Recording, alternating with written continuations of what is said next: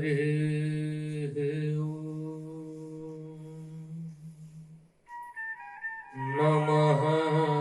शिवाय।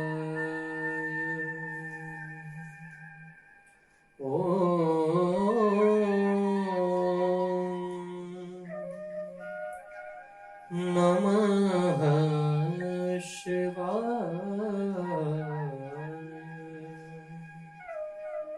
शुभं शुभं कुरु नमः शिवाय।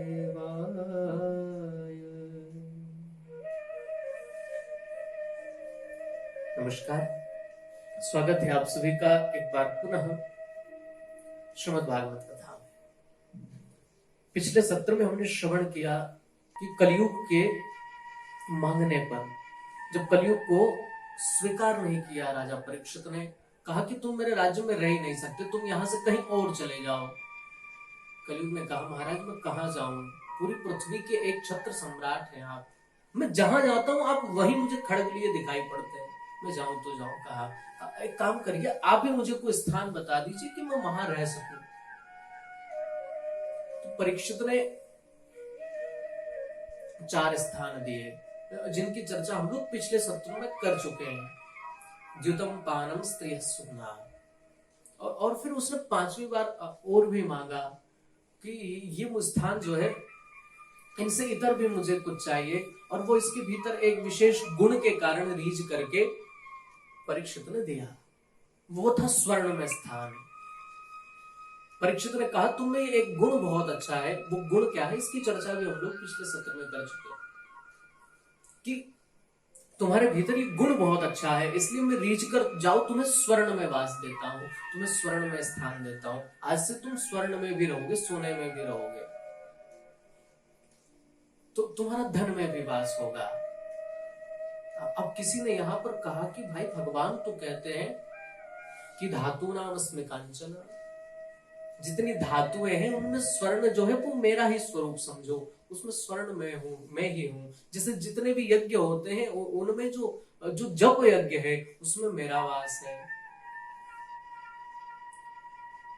उसी तरह जितनी धातुएं हैं उनमें जो सोना है वो मेरा ही स्वरूप है। हम लोग शालिग्राम की पूजा करते हैं क्योंकि शालिग्राम के भीतर स्वर्ण होता है, इसलिए वो बिना प्रतिष्ठा के देव हैं, उनकी कोई प्रतिष्ठा करने की आपको आवश्यकता नहीं है। शालिग्राम की जो प्रतिमा है, जो मूर्ति है, वो अपने आप में भगवान है, उसमें आपको कोई प्रतिष्ठा करने की आवश्यकता नहीं होती, क्योंकि उसके भीतर स्वर्ण होता है।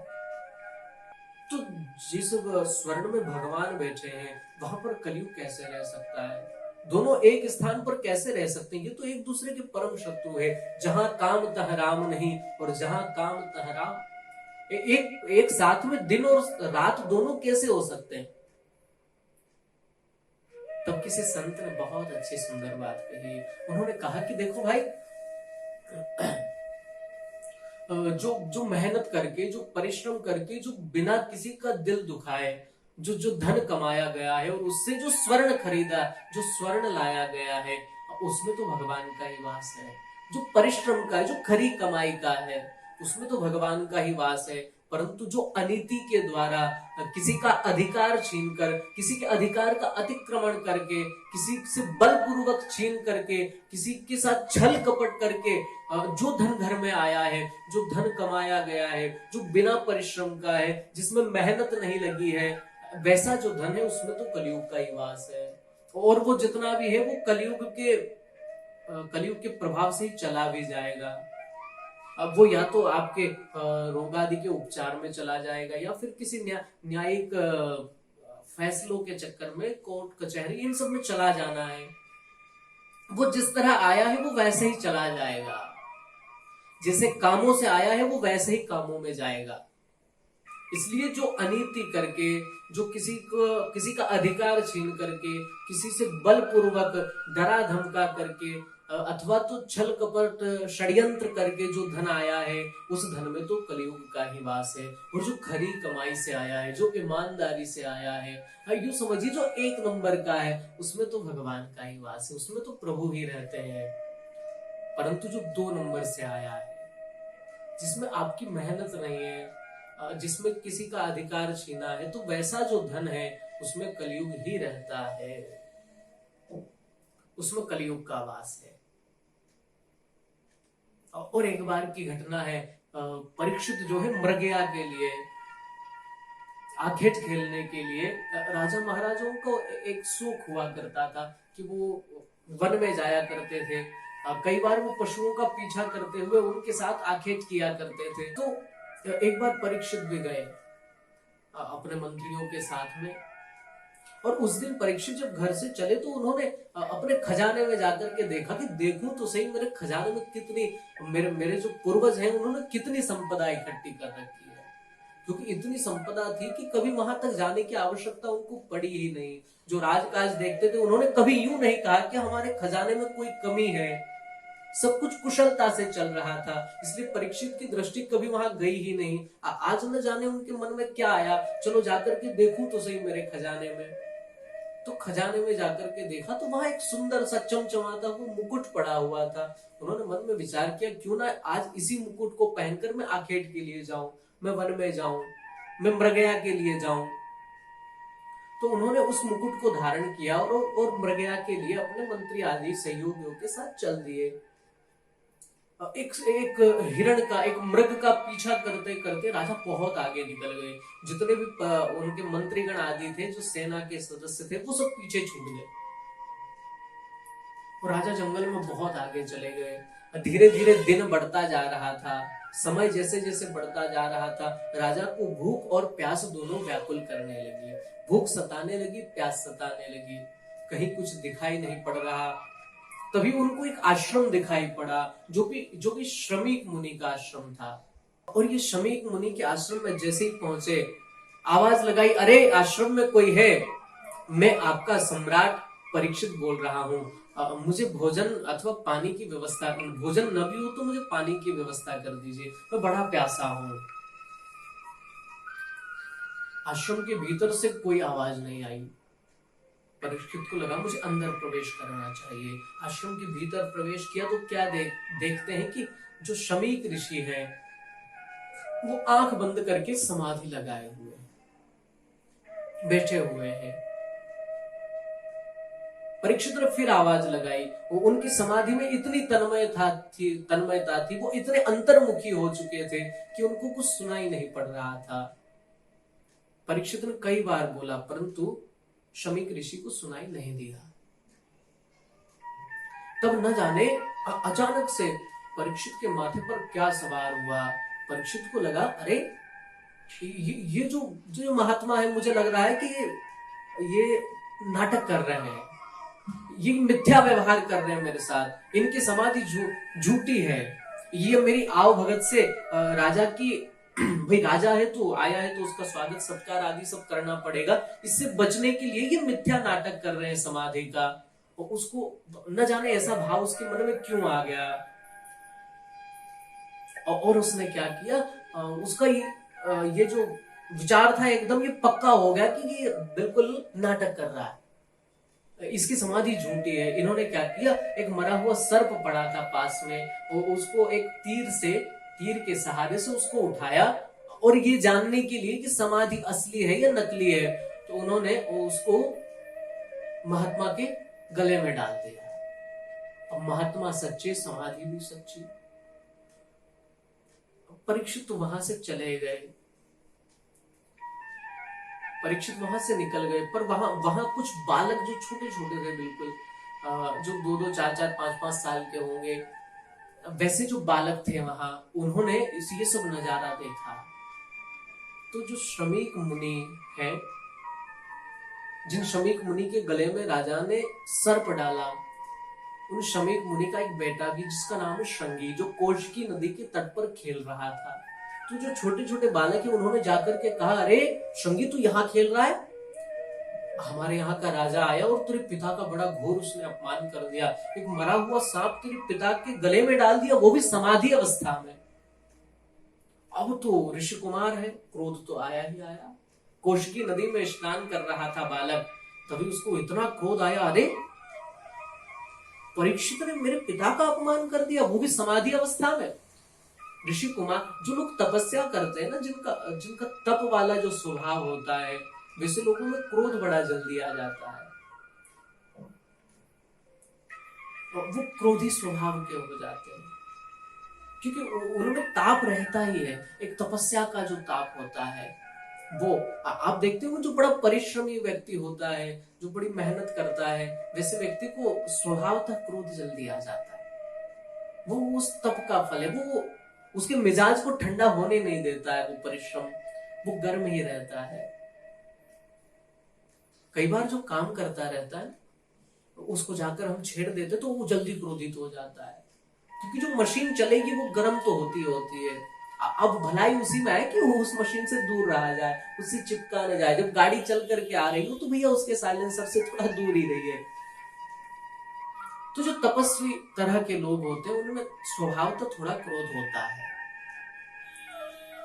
उस बालक को क्रोध आ गया और बालक ने कहा, अरे धूर्त मूर्ख राजा कहीं के, तेरे तेरे पितामहों ने, जिन पांडवों ने संत सेवा के लिए अपना सर्वस्व न्यौछावर कर दिया, जो संतों की चरण धूलि लेकर अपने मस्तक से लगाते थे और संत भी उन्हें बड़ा लाड करते थे, प्यार करते थे, ऐसे कुल को तूने कलंकित कर दिया है, उस कुल को आज लज्जित कर दिया है, तूने सब मर्यादाओं को लांग दिया है। दिलंघित मर्यादम तक्षक सप्तमे हनि, कहा हे कुलांगार, तूने तो कुल को कलंकित कर दिया है, तू कुलांगार है, तूने सब मर्यादाओं को लांग दिया। इसलिए जिस तक्षक को, जिस सर्प को तूने मेरे पिता के गले में डाला है, जा आज से 7वें दिन वही सर्प तुझे डसेगा और तेरी मृत्यु हो जाएगी। शाप दे दिया। उधर परीक्षित तो घर पहुंच गए। अब वो बालक कौशिकी नदी से जब पहुंचा पिता के पास, वो जोर जोर से रोने लगा। जब जोर जोर से रोने लगा तो पिता की समाधि टूटी। देखिए ये संतति का जो रोना है, ये अच्छे अच्छों की समाधि को तोड़ देता है। राजा कितना चिल्लाया, राजा ने कितनी बार आवाज लगाई, परंतु समाधि टूटी नहीं महात्मा की। पर जब अपना बालक रोया तो समाधि टूट गई। हम लोग कई बार देखते हैं, बहुत लोग जो होते हैं बड़े कठोर तरह के होते हैं, परंतु जब बात अपनी संतति की आती है तो वो उतनी कठोरता दिखा नहीं पाते हैं। हम दूसरों के लिए तो बड़ी कठोरता दिखाते हैं, बड़े नियम, बड़ी मर्यादाएं बताते हैं, बड़े अनुशासन उन पर लगा देते हैं, पर बात जब घर की आती है, बात जब अपने की आती है, तो फिर वो अनुशासन हमारे शिथिल हो जाते हैं। एक आत्मिक ऐसा जुड़ाव होता है कि फिर वो हम वहां पर वो कठोरता चला नहीं पाते। और इतना राजा के इतना पुकारने के बाद भी जो समाधि नहीं टूटी, वो बच्चे के रोने से टूट गई। आप समझ गए होंगे, ये संसार जो है, ये मोह माया जो है, सब कर ममता ताक बटोही, ये जो बच्चे पत्नी, इन सब की जो माया है, ये अच्छे अच्छों की आंखें खोल देती है और बड़े बड़े लोगों को बंधन में डाल देती है। ये बड़ी बलवती है, भगवान की जो माया है ये बड़ी ताकतवर है। सभी एक ऋषि की समाधि खुली। कहा बेटा क्या हुआ, क्यों रोते हो? एक बच्चे ने इशारा किया, आपके गले में देखिए महात्मन। गले में देखा, रे सांप पड़ा है, उठाकर फेंक दिया। कहा बेटा तू क्यों रोता है, क्या हुआ? बेटा तो इतनी जोर जोर से रो रहा है कि कुछ बोल नहीं पाया। जो पड़ोस में बालक थे उन्होंने कहा, राजा आए थे, आपके गले में मरा हुआ सर्प डाल दिया, और जैसे हमने ये घटना इसको सुनाई तब से ये रो रहा है, और इसने परीक्षित को 7 दिन में मरने का श्राप दे दिया है। शमीक मुनि ने कहा, क्या बेटा तूने 7 दिन में मरने का श्राप दे दिया? हाँ बेटा बोल पड़ा, मैंने दे दिया श्राप। शमीक ऋषि ने माथा पकड़ लिया अपना। कहा बेटा तूने ये क्या कर दिया? अरे ऐसा परीक्षित जैसा धर्मात्मा राजा जो है वो कभी इस पृथ्वी को आगे जाकर मिलेगा नहीं। ऐसा धार्मिक राजा कहाँ मिलेगा? अब तो जितने भी राजा होंगे वो धर्म निरपेक्ष होंगे, और जब राजा में धर्म नहीं होगा तो प्रजा में धर्म नहीं होगा, और प्रजा में धर्म नहीं होगा तो वर्ण संकरण होगा, और उस सब का कारण बेटा तू बनेगा। इसलिए तूने बिल्कुल अच्छा नहीं किया। अब श्रमिक को परीक्षित के जीवन की उसकी चिंता होने लगी कि उसका अंतिम क्षण कैसा होगा, कहीं वो परमात्मा प्राप्ति के बिना ही उसकी मृत्यु न हो जाए। अपने एक शिष्य को बुलाया जो बड़ा प्रिय शिष्य था, उनका नाम था उसका गौरमुख। उससे कहा, बेटा जाकर के सम्राट परीक्षित से कह देना कि आज से 7वें दिन उसकी मृत्यु हो जाएगी, अपनी मुक्ति का कोई उपाय वो कर ले, कोई उपाय अपनी मुक्ति का वो कर ले। ऐसा कहकर उसको पहुंचा दिया।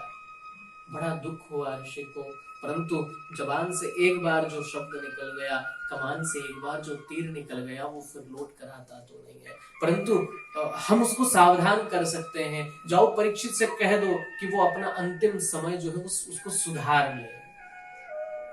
और वो शिष्य गया, उसने जाकर के परीक्षित को ये बात बताई। परीक्षित ने जैसे ही परीक्षित घर पहुंचे और उसके उपरांत जो मुकुट उन्होंने माथे पर धारण कर रखा था उसको जैसे ही उतारा, भागवत में तो यद्यपि ये बात नहीं है कि वो मुकुट जरासंध का था, परंतु वो मुकुट जो है संत कहते हैं, महात्मा कहते हैं, ऋषि मुनि कहते हैं कि वो मुकुट जो है वो जरासंध का मुकुट था। और जरासंध बड़ा अत्याचारी राजा था। उसने जो वो मुकुट जो है वो कहीं से लाया था, तो वो किसी से छल करके बलपूर्वक ही लाया था। और जो बलपूर्वक लाया गया है, जो अपना नहीं है, किसी से छीन कर लाया गया है, मैंने निवेदन किया था, ऐसे धन में कलयुग का ही वास होता है। अब आप विचार कर रहे होंगे कि जरासंध का मुकुट परीक्षित के पास कैसे आया। अब सबको विदित होगा कि जरासंध को भीम ने मारा, और जब भीम ने जरासंध को मार दिया तो भाई स्वभाव था राजाओं के ये नियम होते थे कि जब किसी राज्य पर आप विजय करें तो वो आपके अधीन होता है, वहां के खजाने पर आपका अधिकार होता है। जो वस्तु राजाओं को अच्छी लगती थी वो अपने साथ में लेकर आ जाया करते थे। तो ये मुकुट भीम को बड़ा अच्छा लगा तो वो ले आए थे, वो राजकोष में रख दिया था। और वही मुकुट पहनकर परीक्षित जो है मृगया के लिए गए। और इन सब से जो परीक्षित से जो ये भूल हुई है उसके मूल में कलयुग ही है, क्योंकि वो अधर्म से लाया गया, बलपूर्वक छीन कर लाया गया मुकुट था, तो उसमें भगवान का तो वास था नहीं। वो स्वर्ण का मुकुट था, उसमें वास किसका हो गया? कलयुग का। और कलयुग जब माथे पर बैठ गया मुकुट के रूप में, तो उसने परीक्षित की बुद्धि को बिगाड़ दिया। और परीक्षित की बुद्धि ऐसी बिगड़ी कि फिर वो भूल गए कि संत का सम्मान क्या होता है, मेरे पूर्वजों की क्या मर्यादा है, मेरे पूर्वजों की कीर्ति क्या थी, उस सब को भूल गए। और वो अधर्म उनसे हो गया। एक थोड़ा सा अधर्म सोचिए, केवल इतना सा अपमान परीक्षित से हो गया तो उसकी क्या दशा होने वाली है आप देखिए। और कितना पश्चाताप उन्हें हुआ। और हम तो न जाने कितने अपराध, कितने लोगों का अपमान रोज करते हैं। सोचिए हमारी क्या दशा होने वाली है। परीक्षित को बड़ा पश्चाताप हुआ, अरे ये मुझसे क्या हो गया। इतने वो गौरमुख नाम का जो शिष्य था शमीक मुनि का पहुंचा, उसने सारी बात बताई कि आपको 7 दिन में मरने का श्राप लगा है। परीक्षित ने कहा, ये तो उस संत बालक ने मुझ पर अनुग्रह कर दिया है। अरे मैं तो अपने इस पापी देह को एक क्षण भी नहीं रखना चाहता, मुझसे संत का अपमान हो गया। मेरे पूर्वज स्वर्ग में या जिस भी लोक में होंगे वो मुझे देखकर आज क्या कह रहे होंगे, उनको लज्जित होना पड़ा होगा मेरे कारण। ऐसी देह को मैं रखना ही नहीं चाहता, मैं तो इसी क्षण इसको नष्ट करना चाहता हूं। परंतु उस ऋषि ने 7 दिन में मरने का श्राप दिया। उसने श्राप नहीं अपितु मुझ पर अनुग्रह कर दिया है। संसार में ऐसा कौन व्यक्ति होगा जो ये कह सके कि मैं 7 दिन जीवित रहूंगा। मुझे तो एक सर्टिफिकेट मिल गया, एक प्रमाण पत्र मिल गया कि तुम 7 दिन जीवित रहोगे। परीक्षित सब कुछ छोड़ छाड़ करके गंगा के तट पर शुकताल में पहुंच गए। अपने बेटे जन्मेजय को यहाँ पर राज्य काज सब सौंप दिया। और वहां जाकर फिर क्या हुआ, उस घटना की चर्चा हम लोग अगले सत्र में करेंगे। तब तक आप सभी को सादर जय श्री कृष्ण।